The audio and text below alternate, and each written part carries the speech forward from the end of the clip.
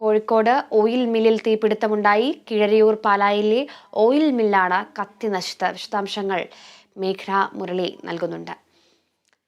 മേഘ്ന, ഈ ഓയിൽ മില്ലിൽ തീപിടുത്തം ഉണ്ടായെന്ന വിവരം ലഭിക്കുന്നുണ്ട്. ഇത് എങ്ങനെയാണ് ഈ തീപിടുത്തം ഉണ്ടായത്? ഇപ്പോൾ വലിയ രീതിയിലുള്ള കനത്ത നാശനഷ്ടം ഉണ്ടായിട്ടുണ്ടോ? തീ അണയ്ക്കാൻ സാധിച്ചിട്ടുണ്ടോ? എന്തൊക്കെയാണ് വിശദാംശങ്ങൾ? അനുജ, കിഴരിയൂർ പഞ്ചായത്തിലെ പാലായി എന്ന് പറയുന്ന സ്ഥലത്തെ വെളിച്ചെണ്ണ മില്ലിനാണ് തീപിടിച്ചത്. ഇന്ന് രാവിലെ 5 മണിയോടെയായിരുന്നു തീപിടുത്തം ഉണ്ടായത്. എന്തായാലും ഇപ്പോൾ ഫയർഫോഴ്സ് എത്തി തീ നിയന്ത്രണ വിധേയമാക്കിയിട്ടുണ്ട്.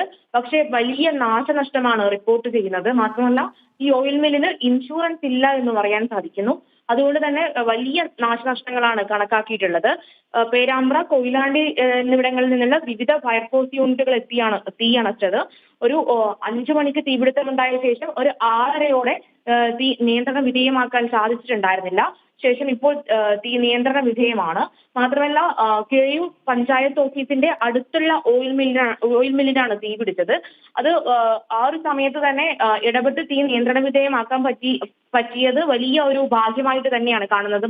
കാരണം ഒരു വിധത്തിൽ തീ നിയന്ത്രണ വിധേയമാക്കാൻ പറ്റിയില്ലായിരുന്നുവെങ്കിൽ കിഴരിയൂർ ഗ്രാമപഞ്ചായത്ത് പറമ്പിലേക്ക് ഈ ഒരു തീ പടർന്ന് വലിയ അപകടങ്ങൾ സൃഷ്ടിച്ചേനെ. എന്തായാലും ഇപ്പോൾ തീ നിയന്ത്രണ വിധേയമാണ്. പാലായി സ്വദേശി സലാം എന്ന് പറയുന്ന ഒരു വ്യക്തിയുടേതാണ് മില്ല്. ലക്ഷങ്ങളുടെ നാശനഷ്ടം ഉണ്ടായതായാണ് വിവരം. എന്തായാലും ഇപ്പോൾ തീ നിയന്ത്രണ വിധേയമാണ്. അനുജ.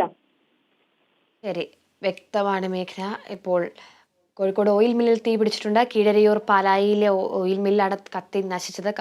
വലിയ രീതിയിലുള്ള നാശനഷ്ടം, ലക്ഷങ്ങളുടെ നാശനഷ്ടം ഉണ്ടായെങ്കിലും ആളപായങ്ങളൊന്നും തന്നെ തീപിടുത്തത്തിൽ ഉണ്ടായിട്ടില്ല. വിശദാംശങ്ങൾ നൽകിയത് മേഘ്ന മുരളിയാണ്.